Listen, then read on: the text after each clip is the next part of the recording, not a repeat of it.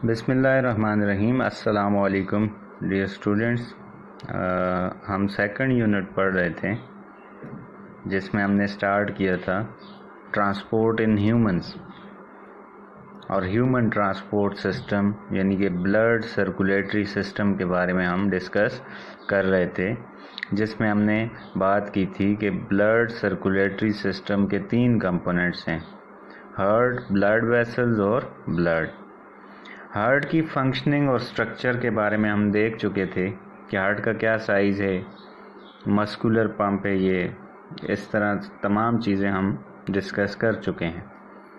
फिर हार्ट की फंक्शनिंग के बारे में भी हम देख चुके थे कि किस तरह कौन सा चैम्बर क्या रिसीव करता है, कहाँ भेजता है, और जिस तरह हमने बात की कि राइट आर्टरियम पूरी बॉडी से डीऑक्सीजनेटेड ब्लड रिसीव करके राइट वेंट्रिकल में भेजता है और वहाँ से लंग्स की तरफ ब्लड चला जाता है। तो ये फंक्शनिंग के बारे में थोड़ा सा हमने डिस्कस किया था। फिर ब्लड वेसल्स के बारे में हमने डिस्कस किया था कि इसकी 3 टाइप्स होती हैं। वो ब्लड वेसल्स जो कि हार्ट से बॉडी पार्ट्स की तरफ जाएं उनको हम आर्टरीज़ कहते हैं, और आर्टरीज़ का साइज़ जब बहुत छोटा हो जाए, बहुत नैरो हो जाए, तो उन ट्यूब्स को फिर हम कैपिलरीज़ कहते हैं। और ये कैपिलरीज़ ब्लड और टिश्यूज़ या सेल्स के दरमियान मटेरियल्स की एक्सचेंज करवाती हैं। ये नैरो ब्लड वेसल्स कैपिलरीज़, और आर्टरीज़ को वेंस के साथ ये कनेक्ट करती हैं। वेंस जो कि बॉडी पार्ट से हार्ट की तरफ ब्लड को लेके आए, उन ब्लड वेसल्स को हम वेंस कहते हैं। फिर ये 2 कंपोनेंट्स जो कि आपकी बुक में शामिल हैं, इनको हम डिस्कस कर चुके हैं। तीसरा कंपोनेंट ब्लड आपकी बुक में नहीं एक्सप्लेन किया गया, ये आप 9th क्लास में डिटेल से देखेंगे, लेकिन यहाँ पे मैं आपको थोड़ा सा इसके बारे में भी बता देता हूँ कि ब्लड में प्लाज्मा होता है, वाटरी फ्लूइड होता है। इस वाटरी फ्लूइड के अंदर white blood cells, red blood cells और प्लेटलेट्स मौजूद होते हैं। और फिर अभी हम देखेंगे कि किस तरह इस ब्लड के अंदर डिफरेंट सब्सटेंसेस शामिल होके कहाँ से कहाँ तक ट्रांसपोर्ट किए जाते हैं। अब आज हम देखेंगे वर्किंग ऑफ सर्कुलेटरी सिस्टम, यानी कि सर्कुलेटरी सिस्टम कैसे काम करता है। ये तो हम देख चुके हैं कि क्या काम करता है, ठीक है। अब सर्कुलेटरी सिस्टम का काम ये है कि डिफरेंट सब्सटेंसेस को कलेक्ट करना और इनको डिस्ट्रीब्यूट करना हमारी पूरी बॉडी के अंदर। जिस तरह हमने पिछले उसमें देखा था, पहले यूनिट में डाइजेस्टिव सिस्टम के बारे में, कि जो स्मॉल इंटेस्टाइन होती है, स्मॉल इंटेस्टाइन से डाइजेस्टेड फूड एब्जॉर्ब होता है ब्लड के अंदर, और वहाँ से पूरी बॉडी में ट्रांसपोर्ट किया जाता है। कैसे किया जाता है? अब यहाँ पे आप डायग्राम में देखें, ये डाइजेस्टिव ट्रैक है, स्मॉल इंटेस्टाइन है, यहाँ से फूड एब्जॉर्ब, ये जो ब्लड आ रहा है, इस ब्लड के अंदर इस स्मॉल इंटेस्टाइन में जो डाइजेस्टेड फूड मौजूद है वो शामिल हो जाएगा, और इसके बाद ये ब्लड मूव करेगा लिवर को, लिवर से जाते जाते ये right side of the heart, right chamber में चला जाएगा, और राइट चैम्बर से आप देखें तो लंग्स में चला जाएगा। अब लंग्स में इस यहाँ पे मौजूद सेल से जो कार्बन डाइऑक्साइड थी वो भी इस ब्लड में शामिल होगी। लंग्स में इस ब्लड से कार्बन डाइऑक्साइड रिलीज़ हो जाएगी और ऑक्सीजन इस ब्लड में ऐड हो जाएगी। अब ऑक्सीजन भी मौजूद है और फूड भी मौजूद है जो कि यहाँ से इस ब्लड में शामिल हुआ था। अब ये ऑक्सीजन और फूड लेफ़्ट चैम्बर में जाएंगे, लेफ़्ट आर्टरियम से लेफ़्ट वेंट्रिकल, और फिर एओर्टा के ज़रिए पूरे बॉडी पार्ट्स में डिफरेंट ऑर्गन्स की तरफ, डिफरेंट सेल्स, टिश्यूज़ की तरफ ये ऑक्सीजन और फूड वगैरह को, डिफरेंट न्यूट्रिएंट्स को ये ब्लड डिस्ट्रीब्यूट करेगा। और यही ब्लड देखें तो कलेक्ट करता है सेल से कार्बन डाइऑक्साइड को। Collection and distribution of different substances, ये सर्कुलेटरी सिस्टम का काम होता है कि डिफरेंट सब्सटेंसेस को कलेक्ट करता है बॉडी से, डिफरेंट सब्सटेंसेस को डिस्ट्रीब्यूट करता है बॉडी में। अब कार्बन डाइऑक्साइड को कलेक्ट करके एक्सक्रीटरी ऑर्गन लंग की तरफ भेज देता है, जहाँ से वो कार्बन डाइऑक्साइड एक्सक्रीट हो जाती है। इसी तरह दूसरे मटेरियल्स को, डिफरेंट साल्ट्स या नाइट्रोजनस वेस्ट को किडनी की तरफ ये ब्लड भेज देता है, सर्कुलेटरी सिस्टम भेज देता है, जहाँ से एक्सक्रीट हो जाती हैं ये चीज़ें।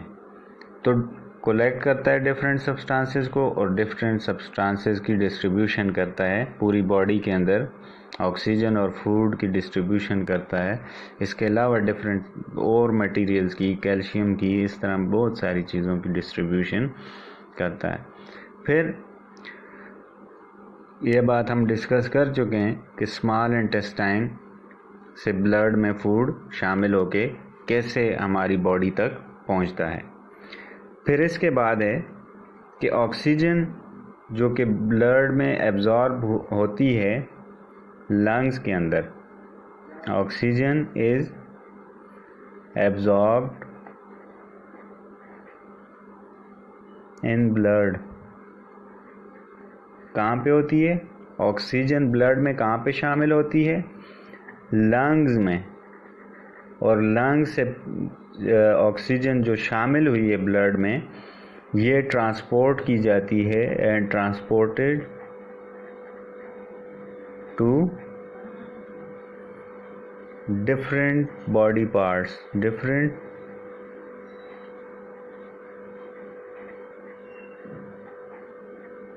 तो हम ये देख चुके हैं कि ऑक्सीजन जो लंग्स से ब्लड में शामिल हुई, कार्बन डाइऑक्साइड इस ब्लड से रिलीज होगी, इस ऑक्सीजन को ट्रांसपोर्ट किया जाता है, सर्कुलेटरी सिस्टम ट्रांसपोर्ट करता है इस ऑक्सीजन को जो लंग्स से एब्जॉर्ब करता है डिफरेंट बॉडी पार्ट्स की तरफ। जैसा मैं आपको दिखा चुका हूँ कि ये ऑक्सीजन एब्जॉर्ब हुई लंग से ब्लड में, ब्लड हार्ट के लेफ्ट चैम्बर में आया और यहाँ से पूरे बॉडी के अंदर, डिफरेंट बॉडी पार्ट्स के अंदर ट्रांसपोर्ट करता है इस ऑक्सीजन को। जिस तरह हमने डाइजेस्टेड फूड की बात की थी, इसी तरह ऑक्सीजन को भी ट्रांसपोर्ट करता है, डिस्ट्रीब्यूट करता है हमारा सर्कुलेटरी सिस्टम। अब जब बॉडी के अंदर रिएक्ट करते हैं ऑक्सीजन और फूड, बॉडी के अंदर ऑक्सीजन और फूड जब रिएक्ट करते हैं तो इनसे एनर्जी रिलीज होती है। एनर्जी सेल्स यूज़ करते हैं डिफरेंट एक्टिविटीज़ के लिए, ठीक है। क्या रिलीज़ होती है? एनर्जी रिलीज़ होती है। अब इस प्रोसेस में बहुत सारा वेस्ट मटेरियल भी प्रोड्यूस होता है, इसके साथ कार्बन डाइऑक्साइड भी प्रोड्यूस होता है। अब ब्लड क्या करता है कि जो सर्कुलेटरी सिस्टम का कंपोनेंट है, इस कार्बन डाइऑक्साइड को या इसके अलावा जो वेस्ट प्रोडक्ट्स डिफरेंट रिएक्शन में प्रोड्यूस होते हैं, इनको एक्सक्रीटरी ऑर्गन्स की तरफ ट्रांसपोर्ट करते हैं ताकि वहाँ से ये वेस्ट मटेरियल रिमूव हो जाए। सर्कुलेटरी सिस्टम क्या करता है? वेस्ट मटेरियल्स को takes waste materials to excretory organs, from where these materials removed from body. These wastes are removed from body. तो कितने पॉइंट्स हम देख चुके हैं कि सर्कुलेटरी सिस्टम की वर्किंग क्या है, डिफरेंट सब्सटेंसेस को कलेक्ट और डिस्ट्रीब्यूट करता है। दूसरे पॉइंट में हमने डिस्कस किया कि कौन कौन से सब्सटेंसेस को कहाँ कहाँ से कलेक्ट करके किधर डिस्ट्रीब्यूट करता है। और फिर हमने बात की कि जब फूड और ऑक्सीजन को पूरी बॉडी के अंदर डिस्ट्रीब्यूट कर देता है तो पूरी बॉडी के अंदर फिर वेस्ट मटेरियल भी प्रोड्यूस होता है। इस वेस्ट मटेरियल को यानी कि कार्बन डाइऑक्साइड या इसके अलावा जो भी वेस्ट मटेरियल है सेल्स के अंदर या डिफरेंट रिएक्शंस के अंदर प्रोड्यूस हो रहा है, इनको एक्सक्रीटरी ऑर्गन्स की तरफ ट्रांसपोर्ट करता है सर्कुलेटरी सिस्टम, और एक्सक्रीटरी ऑर्गन से इन वेस्ट मटेरियल्स को हमारी बॉडी रिमूव कर देती है। अब कार्बन डाइऑक्साइड जो कि ब्लड के थ्रू लंग्स तक ट्रांसपोर्ट किया जाता है, ठीक है। लंग से कार्बन डाइऑक्साइड रिलीज हो जाता है, रिमूव हो जाता है बॉडी से, ठीक है। अब इसको हम मज़ीद अगर पॉइंट्स आपने ये याद रखना है कि carbon dioxide transported to lungs from where for removal वहाँ पे लंग से कार्बन डाइऑक्साइड रिमूव हो जाता है, ब्लड इसको एक्सक्रीटरी ऑर्गन लंग की तरफ पहुँचाता है। अब डिफरेंट मटेरियल्स को डिफरेंट ऑर्गन्स एक्सक्रीट करते हैं, कार्बन डाइऑक्साइड को लंग्स करता है। अब दूसरे जो वेस्ट प्रोडक्ट्स होते हैं hormones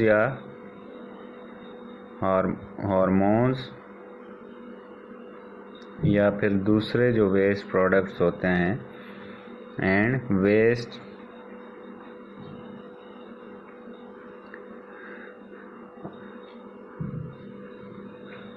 are absorb from different parts of the body. ये डिफरेंट बॉडी पार्ट्स से एब्जॉर्ब किए जाते हैं और फिर ट्रांसपोर्ट किए जाते हैं जहाँ पे ये यूज़ होते हों, ठीक है।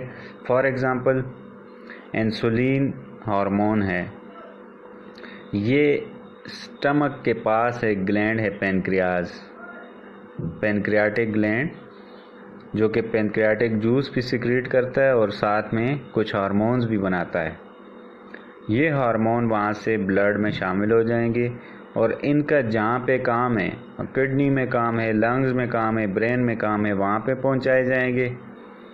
इसी तरह थायराइड ग्लैंड जो कि आपके नेक में होता है, गले में होता है, वो हार्मोन बनाता है, वहाँ से ब्लड में शामिल होके इस थायराइड हार्मोन का जहाँ पे भी बॉडी में काम हो, किडनी में हो, लंग्स में हो, जिस जगह पे भी हो, वहाँ तक सर्कुलेटरी सिस्टम इनको पहुँचा देता है, या कहीं पे स्टोर करना हो वहाँ तक पहुँचा देता है। अब वेस्ट मटेरियल्स को भी इसी तरह, ठीक है, हार्मोन्स की तरह वेस्ट मटेरियल को भी डिफरेंट बॉडी पार्ट से, यानी कि जहाँ जहाँ पे भी वेस्ट प्रोडक्ट बन रहा है वहाँ से कलेक्ट करता है और फिर जहाँ पे उसको पहुँचाना हो वहाँ तक डिफरेंट मटेरियल्स को डिफरेंट प्लेसेस में लेके जाता है, ट्रांसपोर्ट करता है। अब इसको हम एक्सप्लेन करते हैं थोड़ा सा कि hormones and waste products are absorb from different parts of the body and transported through blood to the parts where they are used और stored. Are absorbed from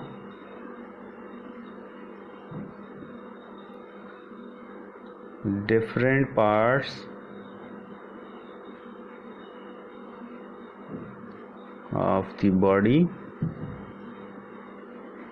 and transported to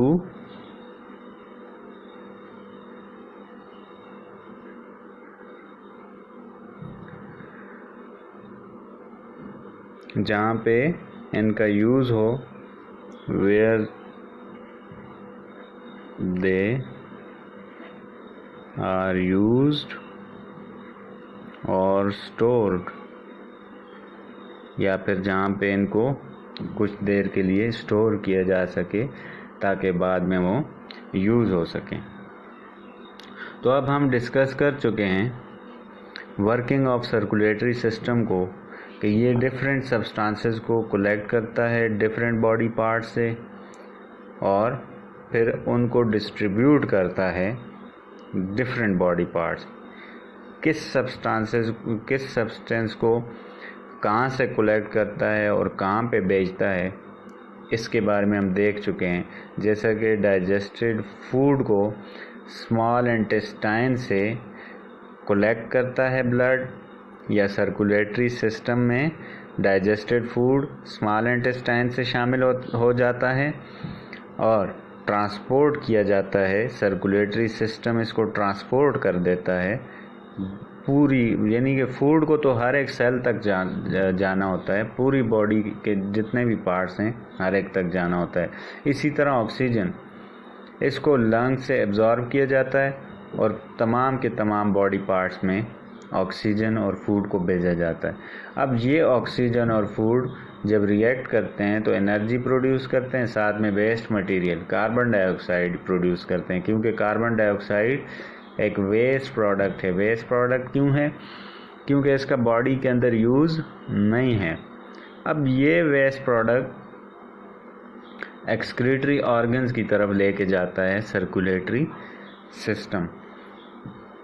अब जैसे कि carbon dioxide को पूरी body part से सारे के सारे सेल से कलेक्ट करेगा और ट्रांसपोर्ट करेगा लंग्स से इसकी एक्सक्रीशन होगी या रिमूव कर दिया जाएगा बॉडी से। इसी तरह हार्मोन्स और दूसरे जो वेस्ट हैं ये डिफरेंट जगहों से एब्जॉर्ब किए जाते हैं, सर्कुलेटरी सिस्टम में कलेक्ट किए जाते हैं। अब जैसे मैंने आपको बताया थायराइड हार्मोन्स, थायराइड ग्लैंड जो बनाता है वो नेक से एब्जॉर्ब होते हैं या कलेक्ट होते हैं सर्कुलेटरी सिस्टम में। अब डिफरेंट वेस्ट डिफरेंट जगहों से ब्लड में शामिल होते हैं, कलेक्शन होती है इनकी, और फिर डिफरेंट बॉडी पार्ट्स की तरफ इनको ट्रांसपोर्ट किया जाता है जहाँ पे इनका यूज़ हो या फिर जहाँ से इनको बॉडी से बाहर निकालना हो। तो आपने देखा कि तमाम सब्सटेंसेस की जो ट्रांसपोर्ट है वो सर्कुलेटरी सिस्टम परफॉर्म करता है हमारी बॉडी के अंदर। अब आज का जो आपका होमवर्क है वो है why transport system is needed in the body of living organisms. तो अब हम देख चुके हैं कि ट्रांसपोर्ट सिस्टम की ज़रूरत क्यों होती है। For the distribution of different substances in the body, a transport system is needed, because without this system the transport of these materials, digested food, oxygen would not be possible। और अगर ये reaction ना हो, energy produce ना हो तो life possible नहीं होगी। इसीलिए ये ट्रांसपोर्ट सिस्टम ज़रूरी होता है। इन्हीं पॉइंट्स को आपने एक्सप्लेन कर देना है रफ़ नोटबुक पे और फिर आपने भेज देना है। उम्मीद करता हूँ आपको समझ आई होगी। Thank you. अल्लाह हाफिज़।